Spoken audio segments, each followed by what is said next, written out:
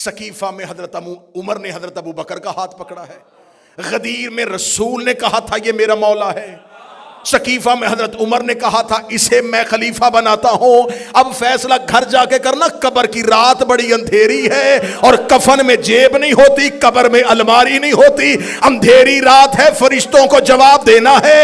غدیر میں خلیفہ مصطفیٰ نے بنایا ہے، سقیفہ میں خلیفہ حضرت عمر نے بنایا ہے۔ فیصلہ گھر جا کے کرنا، قرآن میں اطاعت نبی کی واجب ہے یا حضرت عمر کی واجب؟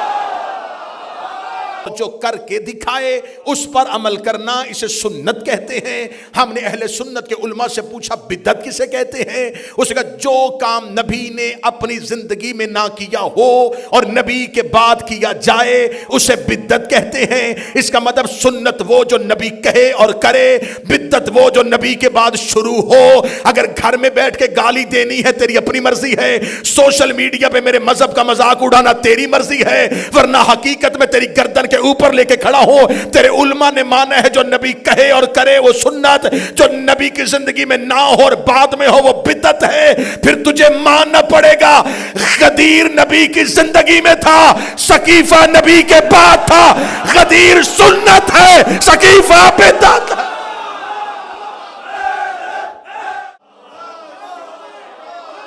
سقیفہ نبی کے بعد تھا اور یہ فیصلہ تیرے علماء کر چکے ہیں، جو زندگی میں کہے اور کر کے دکھائے۔ غدیر میں منہ سے کہہ رہا تھا، ہاتھ پکڑ کے دکھا رہا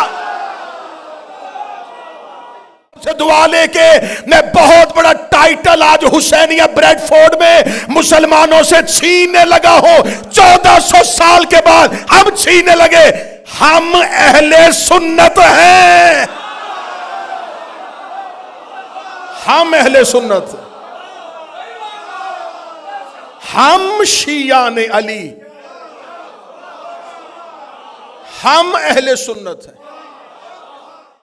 اہل سنت بھی ہم ہیں، اہل حدیث بھی ہم ہیں۔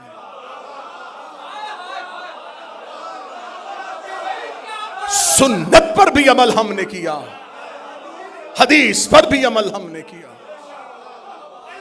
غدیر میں حضرت ابو بکر کو مولا بنا دیتے، ہم انہیں مان لیتے۔ 4 بندوں نے بے شک کیوں کہا ہے؟ مشکل فیصلہ ہو گیا، مان لیتے۔ رسول نے، کیونکہ قرآن نے کہا ہے جو رسول دے۔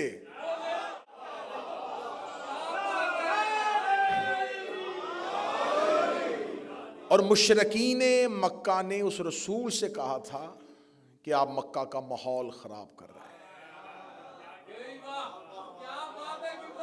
نسل در نسل، نسل در نسل ہم سب کے بزرگ اکٹھے یہاں رہتے رہے، ہم آپس میں ایک دوسرے کے ساتھ تعلق داریاں رکھتے ہیں۔ ایسی بات نہ کرو جس سے کمیونٹی ڈیوائیڈ ہو جائے، جس سے مکے کا مزاج بدل جائے۔ تو رسول اللہ نے فرمایا کہ مجھے اللہ نے یہی حق کا پیغام دے کے بھیجا ہے، تم مانو پھر بھی حق یہی ہے، نہ مانو پھر بھی حق یہی ہے۔ میں تم سے تمہارے خدا زبردستی چھڑوا تو سکتا نہیں، بتا تو سکتا ہوں۔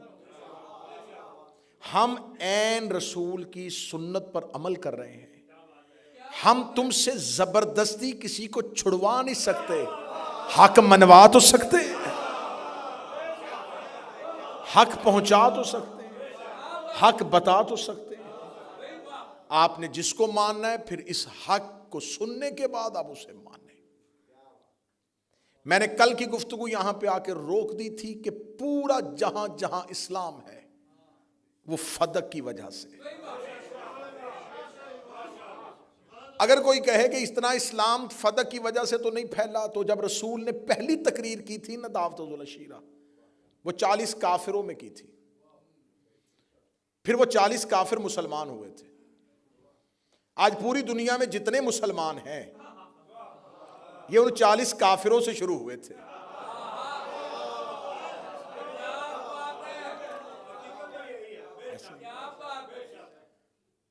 جب ہم دیکھیں جیسے جیسے ہم تاریخ میں آگے بڑھتے جائیں گے ہمارے مسائل مزید گھمبیر ہوتے جائیں گے، مزید پریشان ہوتے جائیں گے۔ اگر ہم نے غلط فہمیاں ختم کرنی ہے تو ہمیں پچھلے قدم واپس پلٹنا ہے۔ جیسے آگے بڑھتے جا رہے ہیں، کتابیں زیادہ ہوتی جا رہی ہیں، لوگ زیادہ ہوتے جا رہے ہیں، علماء زیادہ ہوتے جا رہے ہیں، بحثیں زیادہ ہوتی جا رہی ہیں، مذہب زیادہ، اس سے 100 سال پیچھے جائیں، کتابیں بھی کم ہو جائیں گی، لوگ بھی کم ہو جائیں گے، پھر اس سے 100 سال پیچھے جائیں اور کمی آ جائے گی، پھر اس سے 100 سال پیچھے جائیں اور کمی آ جائے گی۔ جیسے جیسے ہم تاریخ کا فاصلہ الٹے قدم لیفا، اب یہ مدینہ مرکز میں تقریر شروع ہو چکی ہے جی، اب جب یہ مدینہ مرکز میں منبر پہ نبی کے جانشین کی حیثیت سے بیٹھ گئے تو اب انہوں نے نظام اسلام کو صرف مدینے تک نہیں پہنچانا تھا، ایک یمن سے بندہ چلے، ایک مصر سے بندہ چلے، ایک دمشق سے بندہ چلے، ایک فارس سے آ جائے، ایک ہندوستان سے آ جائے، اسے نبی کو نہیں دیکھا، وہ نبی کی زندگی میں آیا ہی نہیں۔ یمن تک پیغام پہنچ گیا کہ مکہ میں ایک رسول آیا تھا جس نے مدینہ میں پہنچ کے بتا دیا ہے اور اس کا مذہب سچا ہے۔ وہ شخص جب چلتا چلتا مدینے پہنچا، نہ اس نے قرآن کی آیتیں دیکھی تھی، نہ اس نے نبی کے چہرے کی زیارت کی تھی، وہ مسلمان ہونا چاہتا تھا۔ اب اسلام کا مرکز اور کیپٹل تھا مدینہ، جب وہ مدینہ پہنچتا تھا تو وہ پہلا سوال کرتا تھا تمہارا نبی کہاں ہے؟ وہ دنیا سے چلے گئے، اس کے بعد جانشین کون ہے؟ اب میں پورے تاریخ کے اس واقعات کو یوں آپ کے سامنے نکالنے رکھا ہوں۔ اب جب وہ پہنچتا دربار میں اور آ کے سوال کرتا کہ جانشین پیغمبر کون ہے، وہ صاحب جو منبر پر بیٹھے، وہ آگے کہتا جی دیکھیں مجھے میرے گاؤں، میرے دیہات، میرے قصبے، میرے شہر تک پیغام پہنچا کہ ایک دنیا میں مذہب آ گیا ہے جو سچا ہے، مجھ تک پیغام دیر سے پہنچا، میں نے نبی کی زیارت نہیں کی، مجھے اسلام کے کسی کانسیپٹ کا نہیں پتا، مجھے کسی تصور کا نہیں پتا، آ گیا ہوں آپ کے پاس، اب مجھے پہلے دن سے اسلام بتائیں۔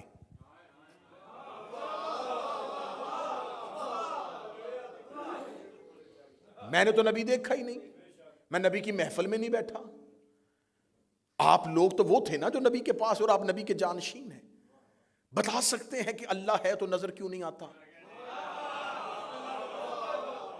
بتا سکتے ہیں کہ اس نے طاقت صرف فرشتوں کو کیوں دی ہے؟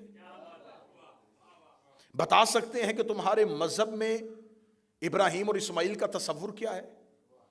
بتا سکتے ہیں کہ تم موسیٰ کی لوحوں کے بارے میں کیا یقین رکھتے ہو؟ کیا تمہیں خبر ہے کہ حواری نے عیسیٰ کون کون تھے؟ چلو یہ باتیں چھوڑو، تم مجھے بتاؤ تمہارے مذہب میں نمازیں 5 ہیں، کیوں 5 ہیں؟ اب جس کو یہ سب کچھ پتا تھا وہ گھر میں بند تھا۔ نوجوان میرا ساتھ دینا، میں تاریخی مجلس آپ تک پہنچانے لگا ہوں۔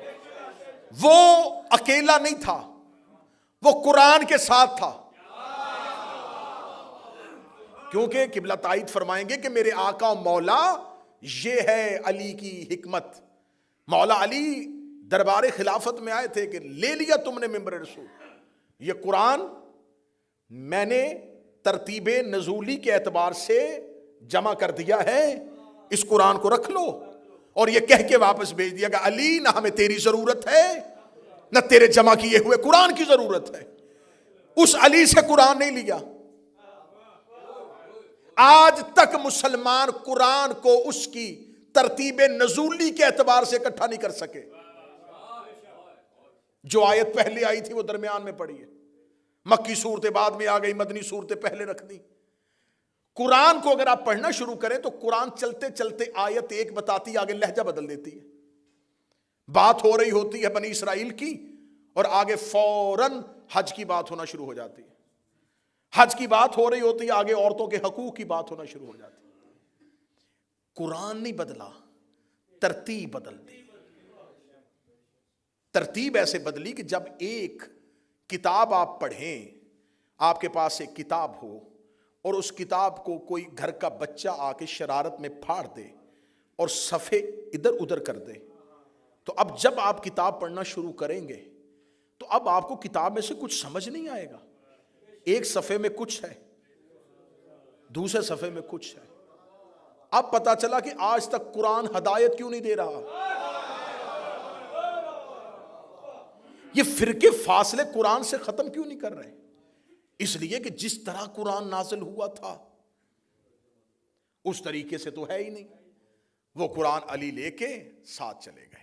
اب یہاں پر الزام لگایا جاتا ہے کہ شیعہ یہ کہتے ہیں کہ ان کا قرآن اور ہے. ہمارا قرآن اور نہیں ہے, قرآن یہی ہے, لیکن ترتیب وہ نہیں ہے جس طرح نازل ہوا تھا. اور یہ آپ بھی مانتے ہیں کہ قرآن کی پہلی آیت کہاں پڑی ہے, قرآن کی آخری آیت جو آئی تھی وہ کہاں پہ پڑی ہوئی ہے. اس کا مطلب ہے قرآن نزول کے اعتبار سے نہیں, جیسے نازل ہوا تھا ویسے نہیں. اب فوراً سوال کیا جاتا ہے کہ اچھا اگر یہ قرآن علی کے پاس تھا تو جب علی کی حکومت آئی تھی, جو سوال بعد میں تقریر پہ ہونا ہے میں اس کا جواب پہلے دینے لگا ہوں, پھر علی اپنے دور میں اس قرآن کو مسلمانوں کے لیے نافذ کر دیتے. اگر مولا امیر المومنین اپنی چوتھی خلافت میں وہ قرآن لے آتے جو علی نے گھر میں ترتیب نزولی کے اعتبار سے جمع کیا تھا, تو اس کے بعد ہر آنے والا خلیفہ اپنا قرآن لے کے آتا, اور الزام سارے کا سارا امیر المومنین پہ آتا کہ پہلے 3 خلفاء نے قرآن نہیں بدلا تھا. تو آج ہر گھر میں علیحدہ قرآن ہوتا. آج بڑے فخر سے جو سینہ چوڑا کر کے کہتے ہو نا مسلمانوں کا قرآن ایک ہے, علی کی وجہ سے ایک ہے, مولا امیر المومنین کی وجہ سے ایک ہے.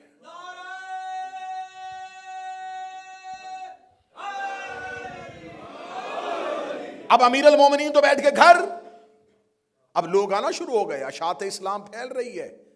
اب بھیجنا ہے لوگوں کو, مبلغ بنا کے بھیجنا, جاؤ تبلیغ کرو اسلام کی. جس نے تبلیغ کرنے جانا ہے اسے کچھ خبر ہوگی تو وہ جا کے تبلیغ کرے گا. وہ کسی قبیلے میں جائے گا, وہ کہے گا زکوٰۃ دو, وہ کہیں گے کیوں دیتے ہیں, وہ کیا بتائے گا. اب جس کے پاس سارے راز تھے وہ گھر کے اندر ہے, اس سے مدد لینی نہیں تھی. اب اپنا دین بنانا شروع کیا. اب سب سے پہلا حملہ یہ ہوا کہ نماز کا طریقہ بدلو. میں کہانی کھول رہا ہوں. اگر طریقہ وہی رہا جو علی کا ہے تو پھر ہم میں اور اس میں کیا فرق ہوگا. پھر جب طریقہ بدلا تو طریقہ قرآن کی آیت سے نہیں بدلا. قادسیہ سے غلام آئے قیدی, انہیں کھڑا کیا گیا, وہ ہاتھ باندھ کے سر جھکا کے کھڑے تھے, تو کسی نے دیکھ کے کہا کتنا عاجز ہے یہ طریقہ, کتنا رحم آیا مجھے انہیں دیکھ کے. اگر مسلمان بھی اللہ کی بارگاہ میں ایسے جائیں تو اللہ کتنا رحم کرے گا. چلو کل سے ہم نماز ایسے پڑھیں گے. یہ کیسے ہوا؟ میں حقائق پڑھ رہا ہوں. یہ کیسے ہوا؟ قرآن کی آیت سے نہیں, ایک ذاتی سوچ سے. یہ کس نے بدلا؟ اگلی سطر مجھے آخری بندے تک تائی چاہیے. یہ اس نے طریقہ بدلا جس نے زہرا سے کہا تھا کہ کہاں لکھا ہوا ہے.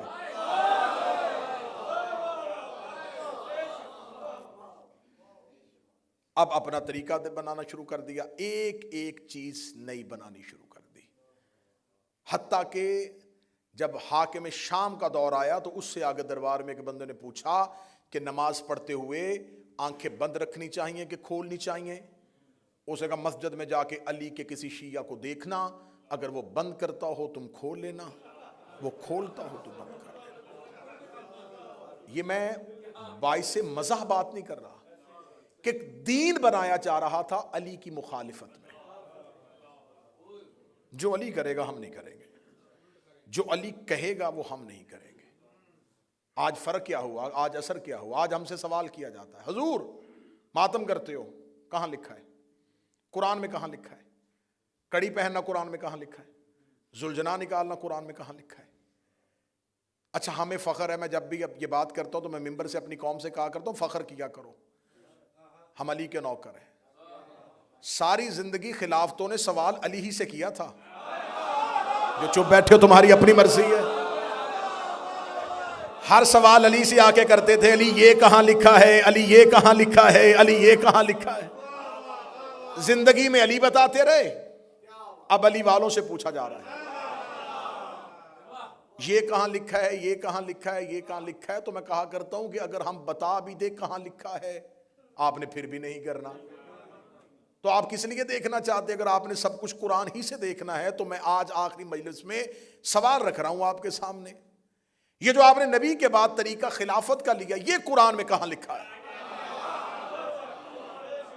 بات ختم کرنے لگا ہوں جی، جھگڑے آسان کرنے لگا ہوں، لڑائیاں ختم کرنے لگا ہوں، شیعہ سنی کو ایک دوسرے کے قریب کرنے لگا ہوں۔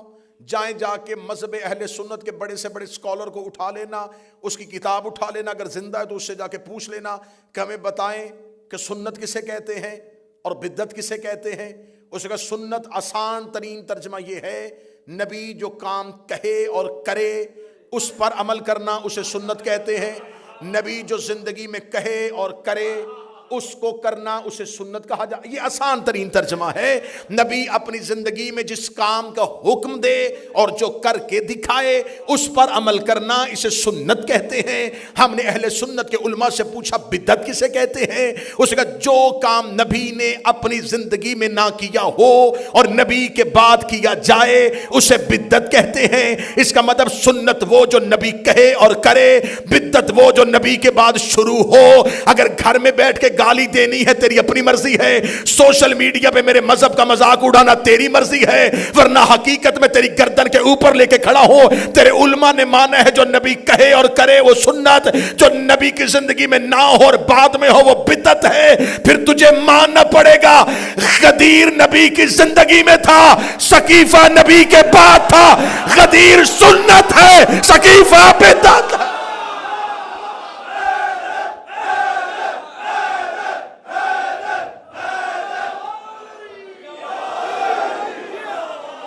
غدیر نبی کی زندگی میں تھا۔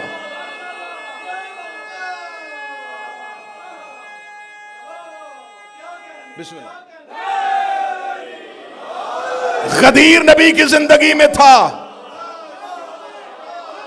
سقیفہ نبی کے بعد تھا، اور یہ فیصلہ تیرے علماء کر چکے ہیں، جو زندگی میں کہے اور کر کے دکھائے۔ غدیر میں منہ سے کہہ رہا تھا، ہاتھ پکڑ کے دکھا رہا۔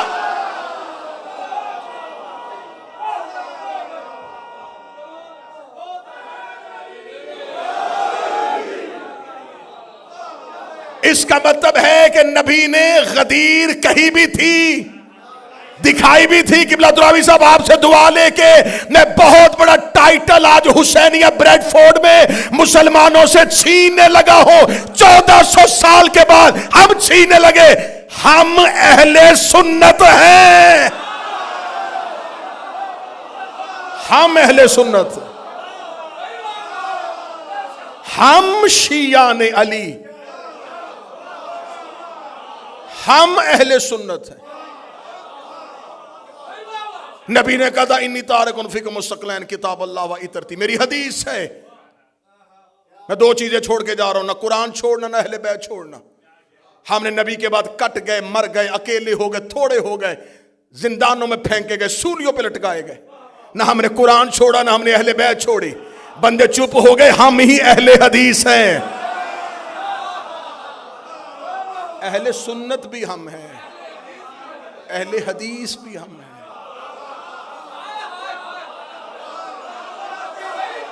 سنت پر بھی عمل ہم نے کیا، حدیث پر بھی عمل ہم نے کیا۔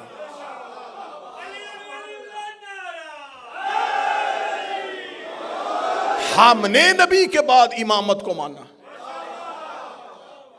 اور وہ ہم نے علی نبی کی حدیث سے لیا ہے۔ جھگڑے ختم کرنے ہیں نا، بات کسی کو تڑپانے کے لیے نہیں، محبت کے ساتھ کرنی ہے۔ جہاں تک میری آواز ہے میں اہل سنت سے کہہ رہا ہوں، رسول اگر غدیر میں حضرت ابو بکر کو مولا بنا دیتے ہم انہیں مان لیتے۔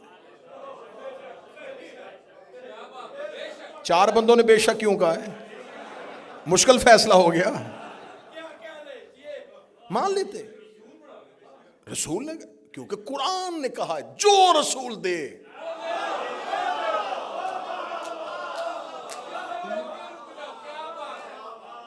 جسے روکے اسے رک جاؤ۔ رسول نے ہمیں علی دیا۔ جھگڑے ختم کرو، غدیر زندگی میں ہے، سقیفہ بعد میں۔ غدیر میں 1.25 لاکھ صحابی ہیں، سقیفے میں 40 یا 70 لوگ ہیں،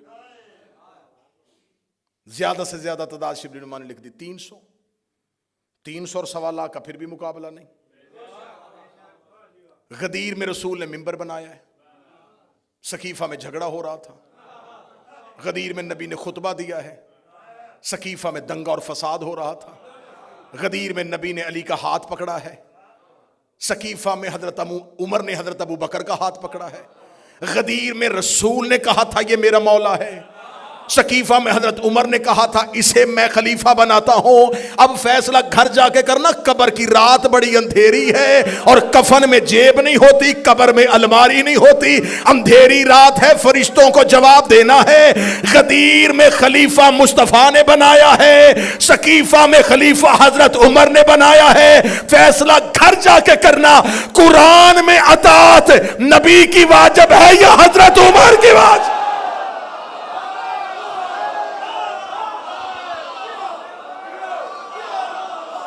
اگر تو قرآن میں اطاعت حضرت عمر کی واجب۔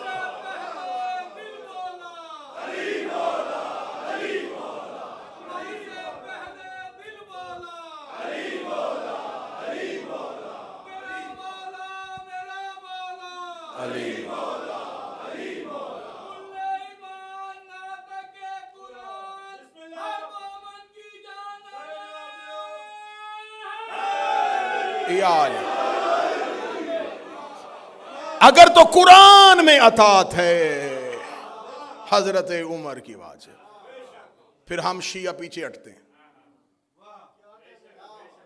قرآن میں اطاعت مصطفیٰ واجب ہے، قرآن میں اطاعت پیغمبر واجب ہے، اور میں پہلے دن سے پڑھ رہا ہوں آیت کہ خدا نے کہا من یطع الرسول فقط اطاع، جس نے رسول کی اطاعت کی اس نے اللہ کی اطاعت۔ غدیر زندگی میں ہے۔ اب سیدہ جب دربار میں گئیں تو شہزادی نے صرف جگیر کا فیصلہ نہیں کروایا۔ ابن ابی الحدید کہتے ہیں کہ میں نے اپنے استاد معظم سے پوچھا، چلی جو گئی تھی بی بی، تو ان کو چاہیے تھا کہ وہ دے دیتے جاگیر۔ ابن ابی الحدید کہتا ہے کہ میں لکھ رہا تھا اور میرے استاد نے کہا قلم رکھ، اگلی بات سن اور لکھنا نہ۔ اگر وہ جاگیر دیتے زہرا واپس نہ جاتی، زہرا اگلا مطالبہ شوہر کی خلافت کا کر دیتی۔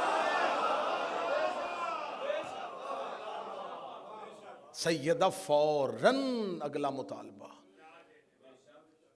تو یہ سوال فدق کا نہیں جھٹلایا جا رہا، یہ خلافت علی سے بچنے کی کوشش کی جا رہی۔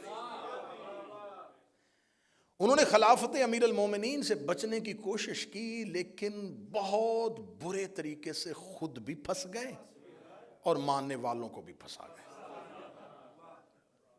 ہم نے نبی کے بعد امامت کو مانا، ایسے ہی ہے، امام کو منبر تخت ملے یا نہ ملے، امام امام ہی ہوتا۔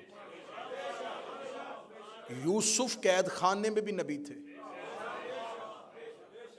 موسیٰ جنگلوں میں پیغمبر تھا اور فرعون تخت پہ بیٹھ کے بھی لعنتی تھا۔ اس کا مطلب ہے کہ لعنتی تخت پر بھی بیٹھ جائے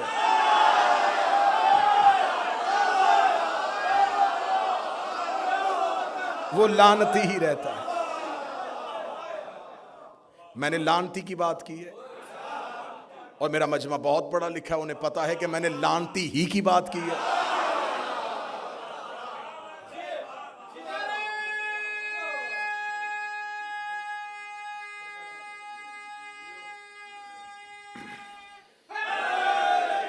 اب اگر فرعون کو بادشاہت مل گئی ہے تو پھر کیا کریں؟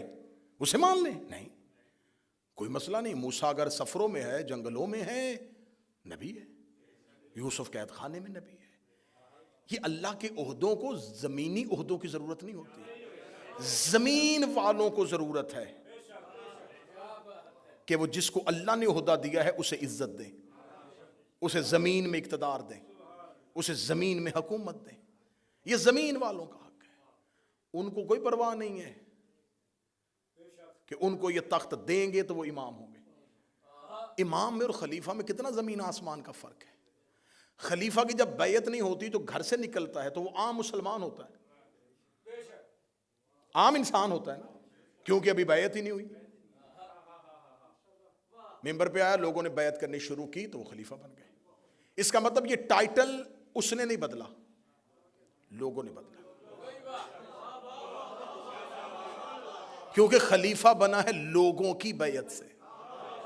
نہ لوگ بیعت کرتے نہ خلیفہ بنتا. گھر سے نکلا تھا تو ایک عام پبلک تھا, لوگوں نے بیعت کر دی, خلیفہ بن گیا. امام گھر سے نکلے تب بھی امام ہے,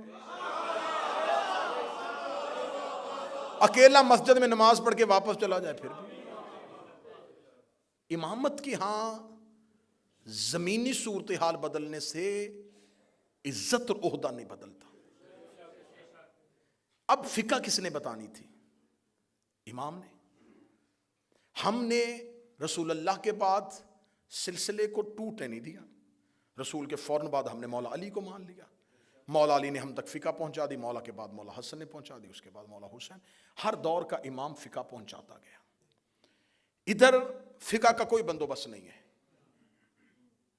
ادھر صرف بادشاہت ہے, خلافت, پہلا خلیفہ, دوسرا خلیفہ, تیسرا خلیفہ, چوتھا خلیفہ. بعد میں یاد آیا کہ ہمارے پاس تو امام ہے ہی نہیں. میں حقائق پڑھ رہا ہوں. اب آج اہل سنت کے جتنے بھی اسکول آف تھاٹ ہیں, حنفی ہیں, شافعی ہیں, حنبلی ہیں, مالکی ہیں, یہ سارے کے سارے اسکول آف تھاٹس کہتے ہیں کہ جو ہمارا سب سے پرانا بزرگ ہے وہ ابو حنیفہ ہے. یہ سب سے پہلے آئے تھے. یہ جب آئے ہیں اس وقت تک حکومت پہنچتی پہنچتی چوتھے دور کو کراس کرتے ہوئے پانچویں دور کے قریب پہنچ گئی. 4 خلافتوں کا دور گزر گیا اور مسلمانوں کے پاس ابھی تک کوئی فقہ نہیں تھی. تم نے پہلا امام بنایا ابو حنیفہ کو. جب تک وہ امام نہیں بنے تھے تم کس کی فقہ پر عمل کرتے تھے؟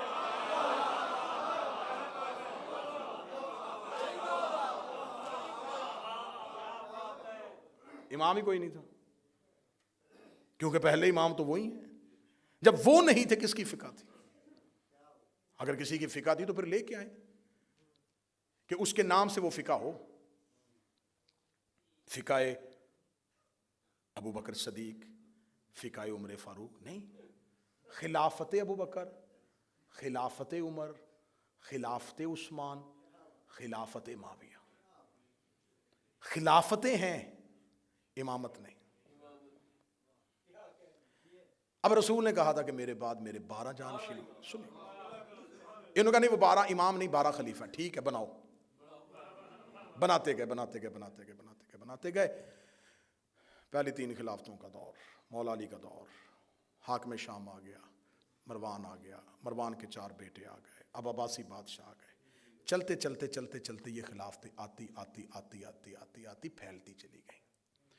رسول نے کہا تھا کہ 12 پہ تعداد رک جائے گی. ہم نے پہلے کے بعد دوسرا, دوسرے کے بعد تیسرا, تیسرے کے بعد چوتھا, چوتھے کے بعد ہم 11 تک پہنچے. 12واں غیبت میں چلا گیا. ہم نے اس کا انتظار کرنا شروع کر دیا. ہم انتظار کر رہے ہیں اور آج تک کر رہے ہیں اور کرتے رہیں گے جب تک وہ ظہور نہیں فرمائیں گے. آپ نے امامت والی لائن نہیں اڈاپٹ کی, آپ نے کہا ہم خلافت والی لائن پہ چلیں گے. آپ چلتے گئے مختلف بادشاہوں کو خلیفہ بناتے بناتے بناتے بناتے آخر تک آپ پہنچ گئے. آپ کے ذہن میں اب کیا کریں؟ اب آپ نے اتنا ڈھیٹ پن کا مظاہرہ کیا کہ آپ کے پاس اب اپنا امام تو تھا کوئی نہیں. آپ نے بھی کہنا شروع کر دیا امام مہدی.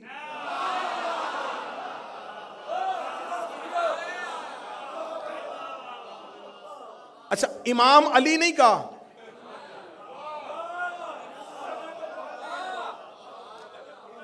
پہلی کا چاند باریک ہوتا ہے, کسی کو نظر آتا ہے کسی کو نہیں آتا, لیکن جب 14ویں کا آئے نا,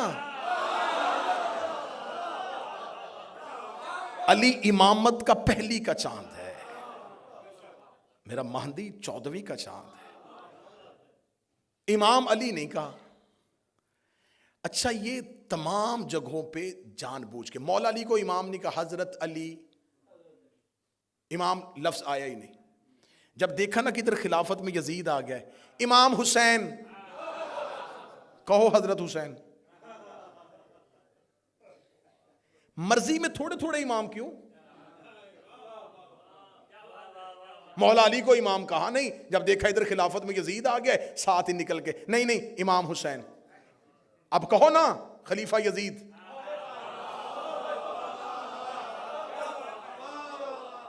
اب خلافت کی لائن سے نکل کے امامت میں کیوں آ رہے ہو؟ نہیں ہم بھی یزید کو نہیں مانتے. تو کیا کہے گا؟ تو زبان سے نہیں مانتا، تیرا مذہب اسے منوا رہا ہے. اب یزید خلافت میں ایک ایسا بدنما دبا تھا جسے آج بھی مسلمان اپنے کھاتے میں لے ہی نہیں رہے. یہی وجہ ہے کہ پورا سال چھوڑ کے جو ہی محرم آتا ہے ساتھ ہی کہتے ہیں ہم بھی امام حسین کو مانتے ہیں.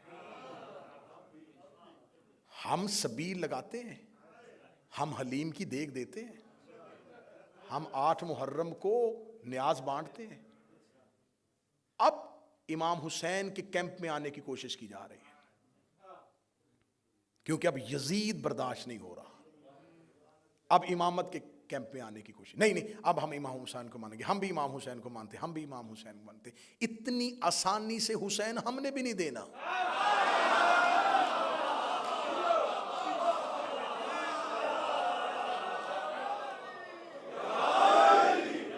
اتنی آسانی سے ہم آپ کو حسین نہیں دیں گے. ہم نے کوئی حسین آسانی سے لیا؟ ہم آسانی سے حسین نہیں دیں گے کہ آپ آج اور آگے ہم یہ حسین کو مانتے. اب آپ نے حسین کو نہیں. حسین ایک نظام کا نمائندہ ہے، یزید بھی ایک نظام کا نمائندہ ہے. حسین اپنی مرضی سے امام نہیں بنے، اسی نظام کے تحت امام بنے. سطر اگلی بڑی مشکل ہے، کم کلیجوں سے نیچے اترے گی. یزید بھی مرضی سے خلیفہ نہیں بنا،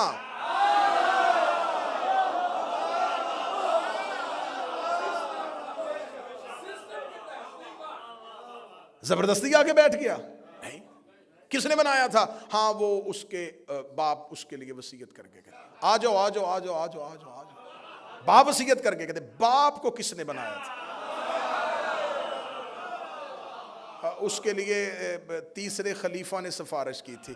تیسرا خلیفہ کس نے بنایا تھا؟ وہ جی ان کے لیے دوسرے خلیفہ کمیٹی بنا کے تھے. دوسرا کس نے بنایا تھا؟ اس کے لیے پہلا وصیت کر کے چلا گیا تھا. پہلا کس نے بنایا تھا؟ وہ جی سقیفے میں مسلمانوں نے بنایا تھا. پھر مان جا یزید سقیفے کی پیداوار ہے.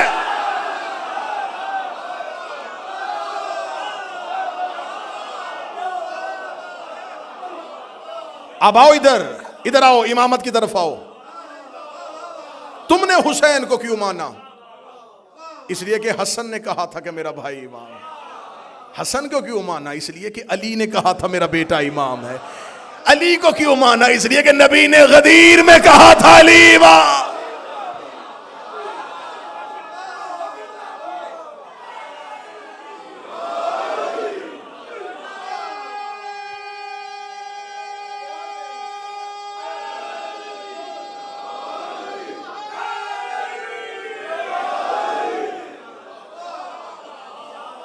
یہ ہے سیدہ کی تحریک.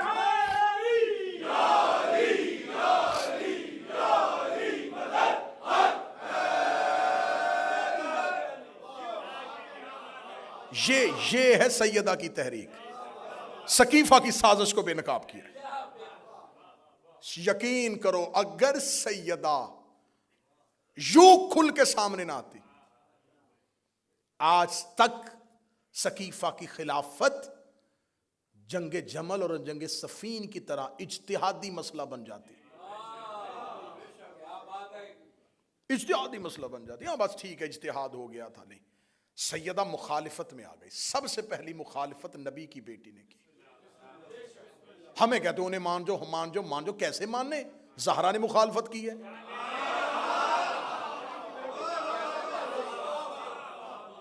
بھئی کیسے تسلیم کر جائے؟ نبی کی بیٹی مخالفت کر رہی ہے، وہ وصیت کر کے جا رہی ہے. کیا میں ان لوگوں کو اچھا نہیں سمجھتی؟ میں ان کے لیے بد دعا کروں گی. ہم انہیں کیسے تسلیم کر لیں؟ لہذا سیدہ نے اس بہت بڑی سازش کو بے نقاب کیا دیا.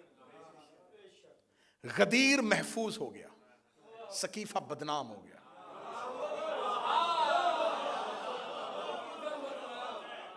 بدنام کر دیا نبی کی بیٹی نے اپنی تحریک کے ساتھ. اب جب یہ اسلام دو نظام کے تحت چل رہا ہے, ادھر خلافت چل رہی ہے, ادھر امامت چل رہی ہے. خلافت والے اپنی خلافتیں بانٹتے بانٹتے بانٹتے پہنچتے پہنچتے آپس میں جھگڑے, آپس میں اختلافات. امامت مطمئن ہو کے چل رہی ہے. خلیفہ کے بیٹوں میں جھگڑا ہوا ہے. میرے پاس اب وقت نہیں رہا, بھائی نے بھائی قتل کیا ہے, بیٹے نے باپ کی آنکھوں میں آگ کی سلائیاں دی ہیں. جاؤ جا کے پڑھو عباسی اور اموی بادشاہوں کی اولادوں کا کردار, وہ کیا کیا کرتے رہے. وہاں حکومتوں کی لڑائی اور جھگڑے ہوئے. امام کے جانے کے بعد کسی امام کے 11 بیٹے, 13 بیٹے, 9 بیٹے, 8 بیٹے, کوئی جھگڑا نہیں. انہیں پتا تھا امام ہم نے نہیں بنانا, اللہ طے کرے گا اور جو ہوگا وہ اگلا امام. خلافت کے گھر جھگڑا رہا, امامت کے گھر جھگڑا نہیں. امام مطمئن رہے. انہیں پتا تھا امام کے بیٹوں نے اختلاف نہیں کیا امامت میں کہ مجھے امام بناؤ میں امام بنوں گا, نہیں, وہ مطمئن ہے. وہ کس لیے مطمئن؟ انہیں پتا تھا کہ امام ہم نے نہیں بنانا. جب امام کے بیٹے مل کے امام نہیں بناتے, سر نہ ہلانا, زبان سے بولنا, جب امام کے بیٹے مرضی سے امام نہیں بناتے تو غلام کے بیٹے مرضی سے امام کیسے بناتے؟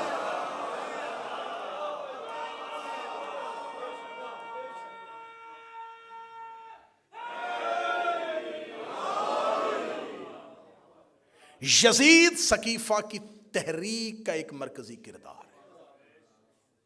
ثقیفہ کا تراشا ہوا مجسمہ یزید ہے, اور غدیر نے جسے سخنور کیا وہ حسین بنا. خلافت کی عمر اتنی تھوڑی تھی کہ خلافت کو 6 نمبر پہ آ کے یزید جیسی بیماری لگ گئی. غدیر کی عمر اتنی طویل تھی, اس پر 30 نمبر پہ آ کے حسین جیسا پھول کھل گیا. اب یزید حسین سے بیعت نہیں مانگ رہا تھا, ثقیفہ پھر غدیر سے بیعت مانگ رہا.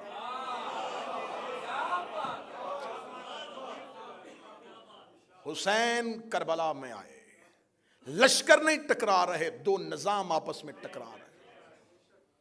غدیر نے ثقیفہ کی حکومتوں کا بت ہمیشہ کے لیے توڑ دیا. امامت چلتی چلتی چلتی چلتی 12ویں پہ آ کے رک گئی, اور خلافت اپنی ہی گلیوں میں کہیں گم ہو گئی. 53 اسلامی ملک ہیں, کسی کو نہیں پتا کہ اولی الامر کون ہے. آتی اللہ و آتی رسول و اولی الامر منکم, اطاعت کرو اللہ کی اور اس کے رسول کی اور اولی الامر کی. اولی الامر کون؟ وقت کا بادشاہ. تو اسلامی ممالک تو اسلامی کنٹریز تو بہت زیادہ ہیں. کس ملک کا بادشاہ اولی الامر ہے؟ حضرت محمد بن سلمان اولی الامر ہیں, یا حضرت شہباز شریف اولی الامر ہیں؟ کون اولی الامر ہے؟ آپ کے تو اولی الامر بہت زیادہ ہو گئے, ہم تو اطمینان سے بیٹھے. کس سے چھینی تھی؟ نبوت کے بعد عہدہ چھینا تھا نا. اب آ جاؤ, انتظار کرو ایک وقت کا, ہم بھی کر رہے ہیں. اس وقت میں آ جائے گا امامت کا نمائندہ بھی, اور امامت کا نمائندہ جب زمین پہ اترے گا تو ایک نبوت کو بھی زمین پر اتار دیا جائے گا. میں تحریک سیدہ کے آخری جملے پڑھنے لگا ہوں. جب وقت نماز ہوگا تو یہ پہلا جملہ ہے جو امام کے ظہور کے بعد زمین پہ گونجے گا. امام زمین پہ آئیں گے، اذان دے دی جائے گی، اذان دینے کے بعد لوگ صفے باندھ دیں گے، سرکار ولی العصر کے پیچھے نماز با جماعت ہونا شروع ہو جائے گی، یا پچھلی صف میں آ کے عیسیٰ ابن مریم کھڑا ہو جائے گا۔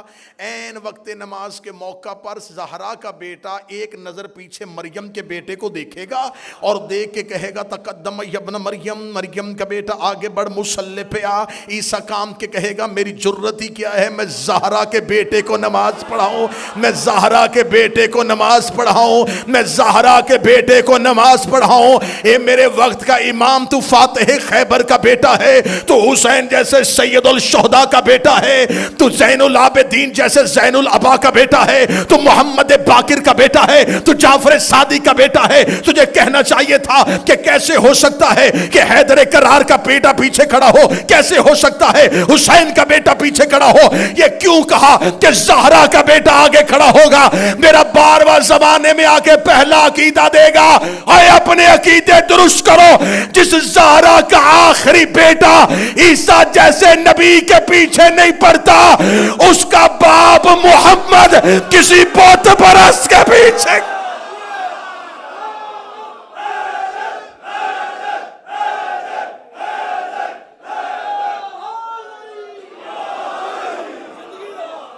انتقام میں حجت شروع ہوگا زہرا کے دشمنوں سے۔ میرا مولا تمہیں اپنی زندگی میں ظہور دکھا دے۔ ہماری آنکھیں بند ہوں تو میرا 12واں ہے، ہمیں قبروں سے اٹھنے کی توفیق دے۔ میرا مولا انتقام ہی زہرا کے دشمنوں سے شروع کرے، قبروں سے نکالے گا۔ روایات مذہب جعفریہ کی چاہو گے میں ممبر پہ دکھانے کے لیے، قبروں سے نکال کے الٹا لٹکائے گا، کہے گا جلاؤ ان کو۔ مذہب اسلام میں میت جلانے کی اجازت نہیں ہے، میرا 12واں کہے گا جلاؤ ان کو۔ میں ان کے بدن سے آگ کے شعلے دیکھنا چاہتا ہوں۔ اے رحمت للعالمین کا بیٹا، کیوں ان کے جسم سے آگ کے شعلے دیکھنا چاہتا ہے؟ رو کے میرا 12واں کہے گا نہیں بھولی مجھے دادی کے دروازے کی۔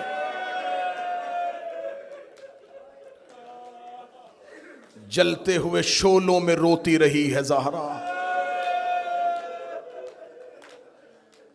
جلتے ہوئے شعلوں میں روئی ہے مصطفیٰ کی بیٹی۔ جن بچوں نے یہ محنت کی ہے، میں مصائب کے آغاز میں ان کے لیے دعا کروں۔ اللہ ایان عباس کو، ناصر کو اور جتنے بھی بیمار ہیں شفا دے۔ اللہ فروغ عزا کو، اللہ اس بارگاہ کے منتظمین کو، ان کے عہدے داران کو، ان کی خدمت گزاروں کو۔ حسین کی ماں کسی کا محتاج نہ بنے۔ فرانس سے آئے ہوئے میرے محترم بابا انوار شاہ جی تشریف فرمائے ہیں، سیدہ ہمیشہ انہیں اپنے گھر کی نوکری نصیب فرمائے۔ جلتے ہوئے شعلوں میں مارا ہے نبی کی بیٹی۔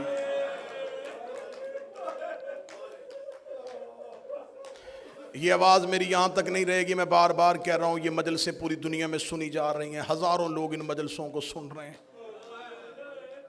میں تم سب کے عقیدوں کو سلام کرتے ہوئے آواز جہاں پہنچانا چاہتا ہوں وہاں پہنچانے لگا ہوں، تاکہ میں قیامت والے دن نبی کی بیٹی کے سامنے شرمندہ نہ ہوں۔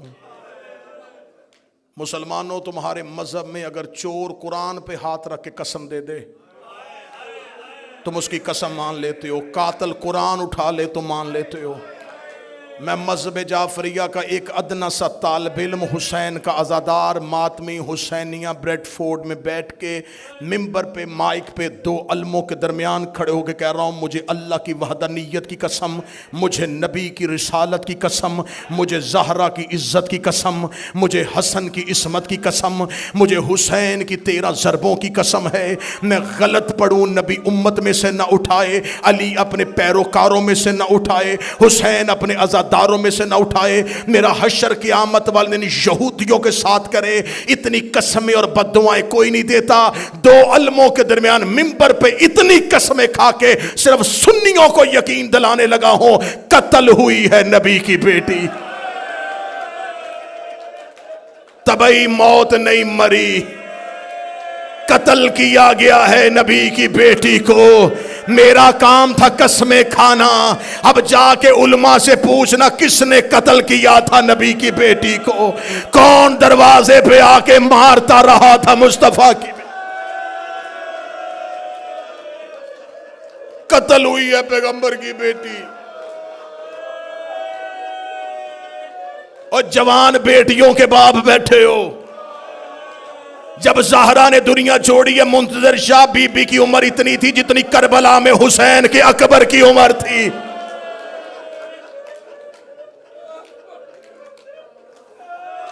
جس کی چھوٹی اولاد ہے مجھے بول کے گواہی دینا، اولاد چھوٹی ہو، اللہ ہر ایک کے ماں باپ سلامت رکھے، اللہ حسیب تیرے باپ کے درجات بلند فرمائے۔ میں ممبر پہ دعائیں دیتا ہوا جملے پڑھتا جا رہا ہوں۔ ماں باپ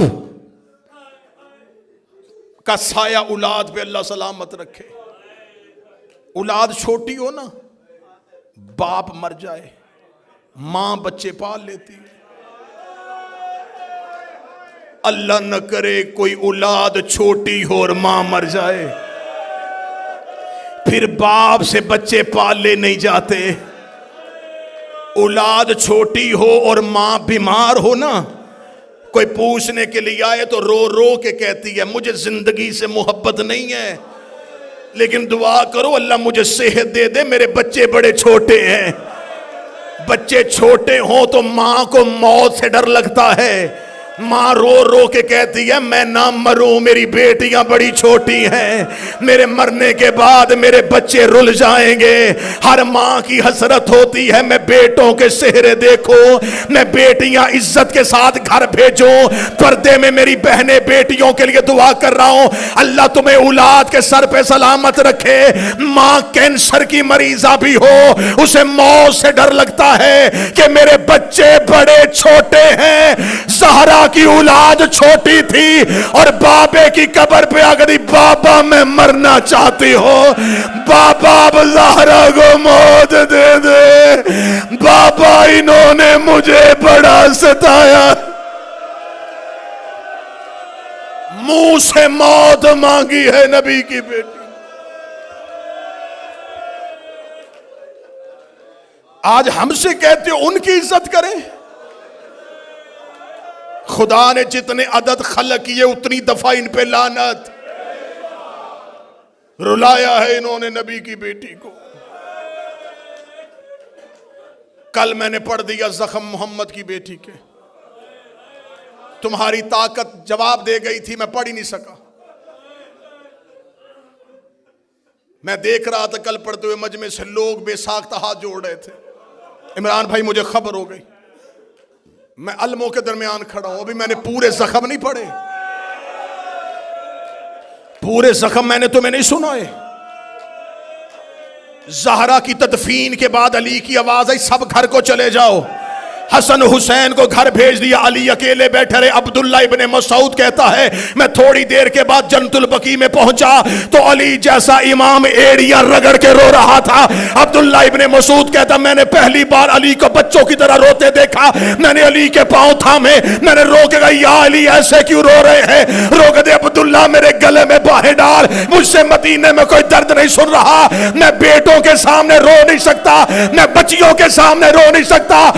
عبداللہ جب میں زہرا کو غسل دے رہا تھا، زہرا کی پسلیاں ٹوٹی ہوئی تھی، زہرا کی پسلیاں شہید ہو چکی تھی۔ کتنی زخمی تھی محمد کی بیٹی، کتنی زخمی تھی محمد کی بیٹی۔ اور شیعو ہم تمہارے ڈر سے نبی کی بیٹی کے درد نہیں پڑتے، برداشت کرو تو سینے پہ ہاتھ رکھنا۔ میں جملہ پڑھوں، دروازہ جلنے سے لے کے شہادت کی رات تک زہرا بیٹوں سے چہرہ چھپاتی رہی،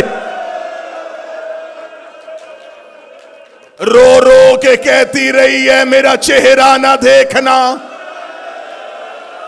ایک دن آکے حسن نے کہا تھا اماں چہرہ کیوں چھپاتی ہیں؟ رو کے کہا جب میں مر جاؤں میرے کفن کے بند کھول لینا۔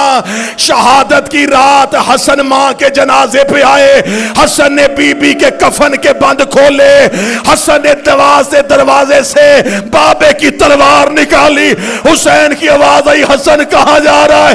رو کے کہا بدلہ لینے جا رہا ہوں۔ رو کے کہا اب کیوں لینے جا رہا ہے؟ کہنے لگا میں نے اماں کا کفن ہٹایا ہے، میری ماں کے چہرے پہ تماچوں کے نشانے، اور جیسے سکینہ زخمی ہوئی تھی۔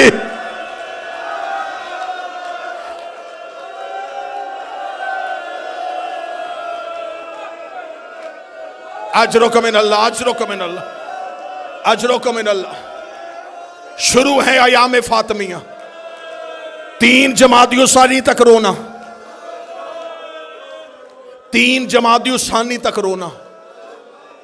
پتہ نہیں کس رات دفنایا تھا علی نے،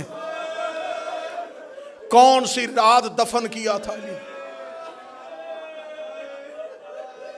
میرا مولا، قبلہ ترابی صاحب جاتے رہتے ہیں، میرا مولا تمہیں مدینے لے جائے۔ آج بھی جنت البقیع میں زہرا کی قبر کی علامت گنبد نہیں پتھر ہے، پتھر علامت ہے۔ آج امام زادوں کی حرم ہے، زہرا کی قبر علامت گنبد نہیں پتھر۔ مومنین جنت البقیع کے باہر بیٹھے رہتے، فجر کے بعد گیٹ کھلتا ہے، لوگ اندر جاتے ہیں، چھپ چھپ کے زہرا کی قبر کو دیکھتے، زنجیریں لگی ہوئی ہیں، سپاہی کرسیوں پہ بیٹھے ہوئے ہیں، آنے والوں کا چہرہ دیکھتے ہیں، کوئی رو تو نہیں رہا، کوئی زہرا کی قبر کو دیکھنے تو نہیں رہا۔ سر پہ قرآن رکھ کے بتاؤ، آج اس ملک میں رہتے ہو، عیسائیوں کے قبرستان پہ بھی چلے جاؤ، کسی قبر کے باہر زنجیریں لگی ہوتی ہیں؟ زہرا کی قبر کے بعد لوہے کی زنجیریں ہیں۔ میں جملہ کہوں جو سید بیٹھے معاف کر دینا، آج بھی قید ہے محمد کی بیٹی، یہ قبر نہیں ہے، محمد کی بیٹی کا زندان ہے، زندان میں بند ہے رسول کی بیٹی۔ ایک ایرانی روزہ خان جنت البقیع میں دروازے پہ کھڑا ہوا، نوحہ پڑھ رہا تھا، اس نے نوحے میں فارسی کا شعر پڑھا، اس نے کہا یا رسول اللہ آپ کا ایک بیٹا ایران آیا تھا، کبھی مشہد آ کے دیکھ، ہم نے تیرے بیٹے کا روزہ کتنی محبتوں سے بنایا ہوا ہے، یا رسول اللہ کاش تیری بیٹی ایران آ جاتی، ہم بیٹیوں کے زیور بیچ دیتے، تیری زہرا کی قبر اداس نہ رکھ۔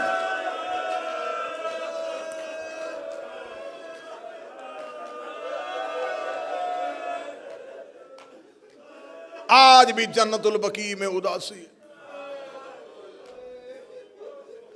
محسن نقوی شہید نے کہا تھا اے خاک مدینہ تیرے ذروں میں ابھی تک ہم بنت پیغمبر کی لحد ڈھونڈ رہے ہیں۔ آدھی رات کو چھپا کے آ گئے علی بطول کو۔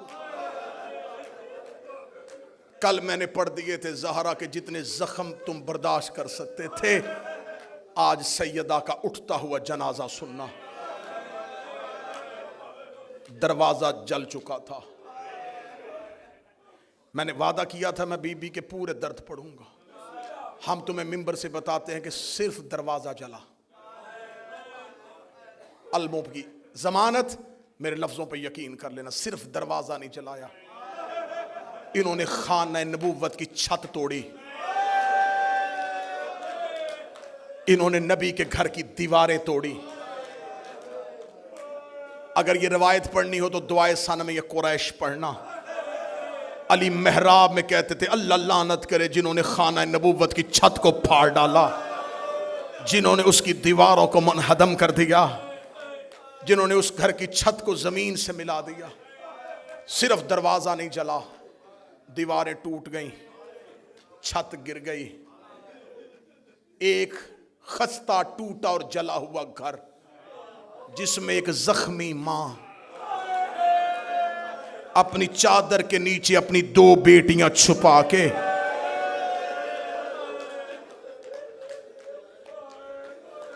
کبھی زخمی پہلو سے زینب کو لگاتی، کبھی زخمی ہاتھ سے حسین کا چہرہ چومتی۔ یہ زہرا کی راتیں نہیں تھی، یہ ایک ایک لمحہ زہرا کی مصیبت کا تھا۔ جب علی کو لے کے یہ مدینے کے بازار میں گئے، کتب معتبرہ کہتی ہیں کہ سیدہ اپنے سر پہ نبی کا کرتا لے کے اور ایک ہے نبی کا امامہ سر پہ رکھ کے زخمی زہرا بازار میں آئی، آواز دے گا اگر تم نے علی کے گلے سے رسی نہ نکالی میں سر کے بال کھول کے بددعا کروں گی۔ ادھر بی بی نے اتنا جملہ کہا، یا سلمان محمدی کہتا ہے مسجد نبوی کی دیواریں اٹھنی شروع ہو گئیں، مسجد نبوی کی دیواریں اتنی اوپر چلی گئی کہ نیچے سے گھوڑا سوار گزر جاتا تھا۔ مکے کے لوگ کہتے اس دن ہم نے خانہ کعبہ کی دیواروں کو اٹھتے ہوئے دیکھا، اس لیے کہ اللہ جب زمین پر عذاب نازل کرنے لگتا ہے تو اپنی نشانیوں کو اٹھا لیتا ہے۔ جب کعبہ اٹھنا شروع ہوا، مسجد نبوی کی دیواریں اٹھنی شروع ہوئی، انہوں نے جب یہ حالات دیکھے انہوں نے علی کے گلے سے رسی نکالی، زخمی علی پلٹ کے گھر کی طرف گیا، دروازے پہ زہرا سر پہ نبی والا امامہ رکھ کے کھڑی تھی، رو کے کہتی یا علی مجھے معاف کر دینا، میں زندہ تھی تیرے گلے میں رسی آ گئی، یا علی میرے بابے کی امت نے تیرا حیا نہیں کیا۔ علی کی آواز آئی زہرا مجھے معاف کر دینا، تیرے بابے کا حکم نہ ہوتا یہاں سے کوئی زندہ نہ جاتا، میں دیکھ رہا تھا تو زخمی ہوتی رہی۔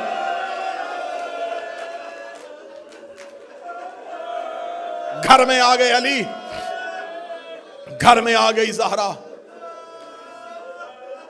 30 دن تو نبی کے بعد 75 دن 90 دن ہر رات روتی رہی۔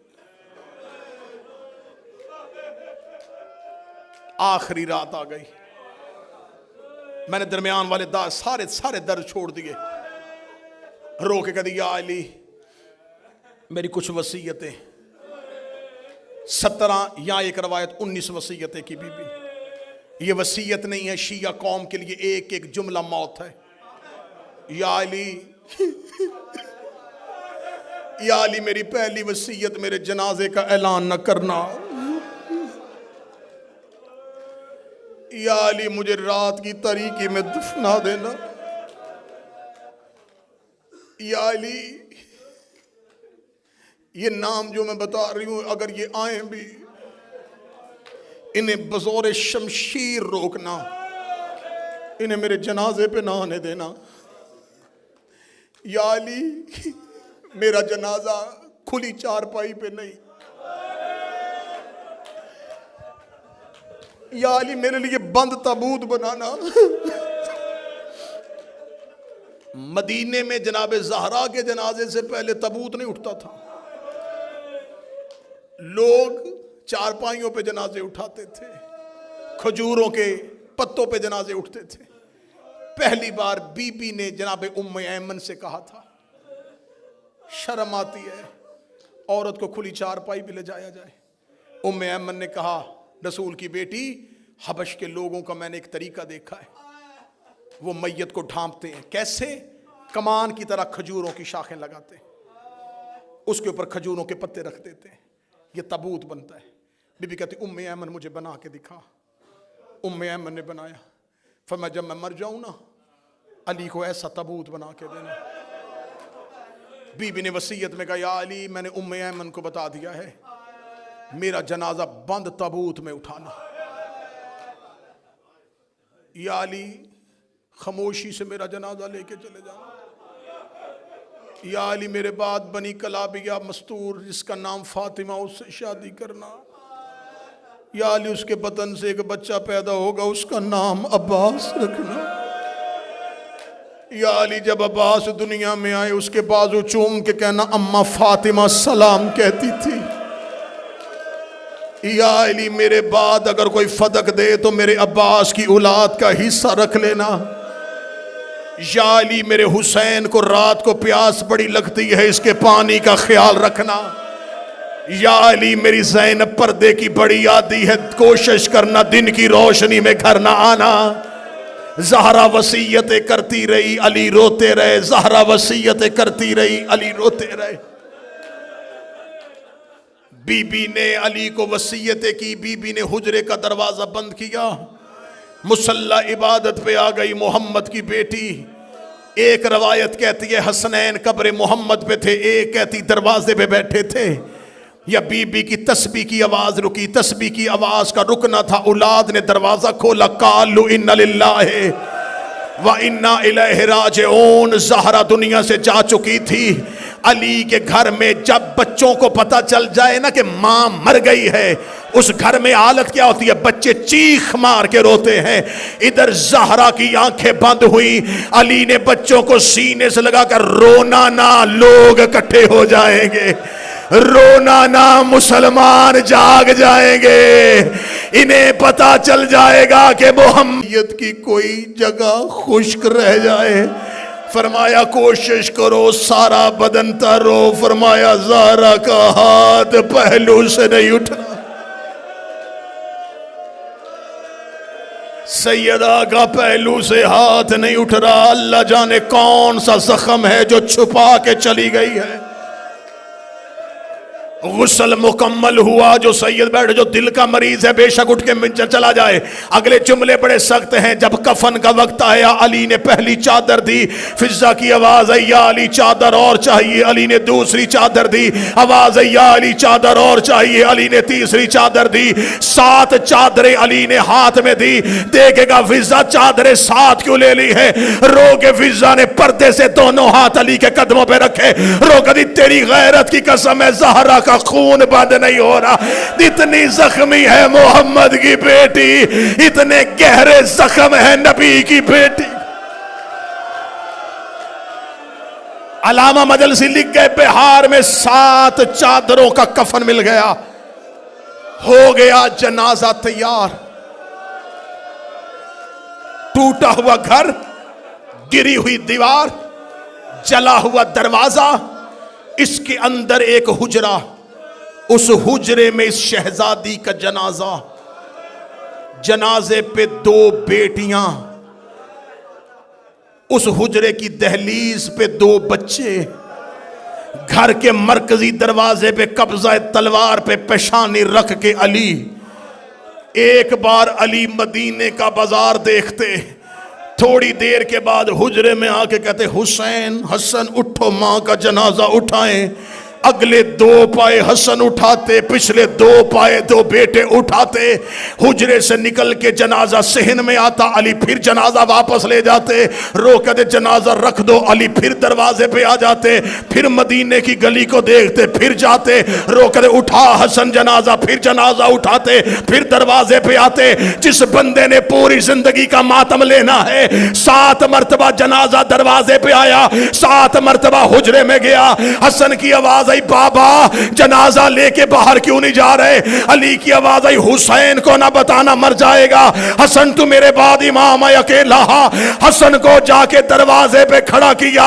باہر مدینے کے چوک میں لوگ کہہ کے مار کے کہہ رہے تھے یا علی تو نے ہمارے مردوں کو مارا تھا، ہم نے تیری مستور کو مارا ہے، ہم نے تیری خاتون کو مارا ہے. علی رو کے کہتے مر جائے گا میرا حسین، مر جائے گی میری زائر.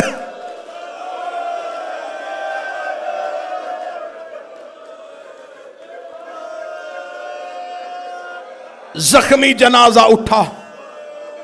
حسین نے بند آنکھوں سے کہا ماں میں نے وعدہ پورا کر دیا، میں تو تیرے بلانے پہ آ گیا تھا، تو کیوں نہیں آئی؟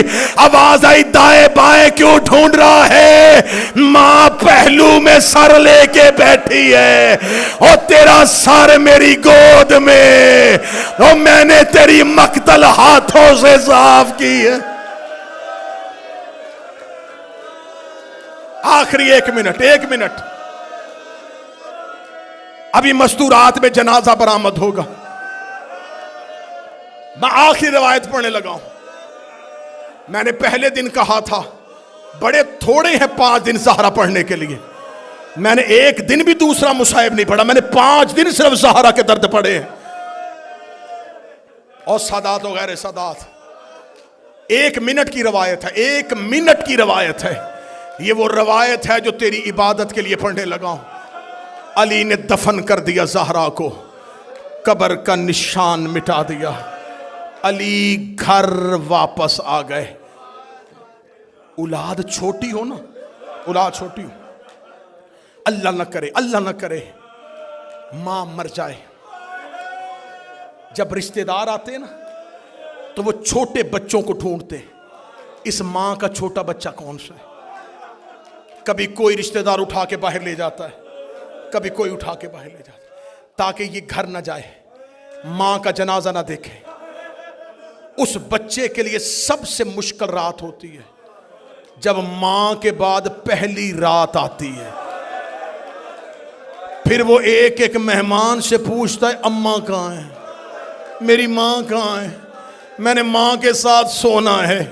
پھر رشتہ داروں کو مصیبت پڑتی ہے کہ اب اسے کون سمجھائے گا. بچوں کو رات کو ماں یاد آ جاتی ہے. لو جن کی مائیں چلی گئی ان کے لیے منبر سے میرے ہاتھ اٹھ گئے, جن کی زندہ ہے تمہاری ماؤں کی زندگی کے لیے بھی میرے ہاتھ اٹھ گئے ہیں. علی نے زہرا کو دفنا کے علی گھر آ گئے. علی گھر آ کے نماز شب کے لیے علی نے مصلی بچھایا, علی نے مصلی بچھایا. ابھی علی تکبیر کہنے لگے, فضا کی آواز ہے یا علی ابھی نماز شروع نہ کرنا. علی کی آواز ہے فضا کیا ہوا, رو کے دی ایک اور مصیبت آ گئی ہے. علی کہتے زہرا کی موت کے بعد کون سی مصیبت ہے. رو کے کہتے یا علی وہ دیکھ دروازے پہ تیری زینب سو گئی ہے, وہ دیکھ حجرے میں تیری کلثوم ہے, وہ دیکھ ریت پہ تیرا حسن ہے. میں پورا گھر تلاش کر آئی ہوں, مجھے حسین کہیں نہیں مل رہا, زہرا کا لال کہیں نہیں مل رہا. علی نے مصلی چھوڑا, علی نے تلوار نکالی, مدینے کی گلیوں میں علی دوڑے, حسین حسین حسین. بابا ڈھونڈ رہا ہے. جب علی جنت البقیع میں پہنچے, حسین ماں کی قبر پہ منہ رکھ کے رو رو کے کہہ رہا تھا ماں واپس گھر آ جا, مجھے نیند نہیں آ رہی, میں تیرے بغیر نہیں سوتا. اماں تیرا حسین اجڑ گیا, اماں میری حویلی برباد ہو گئی, اماں میرا گھر سونا ہو گیا, اماں تیری بیٹیاں زمین پہ لیٹ گئی. ماتم حسین.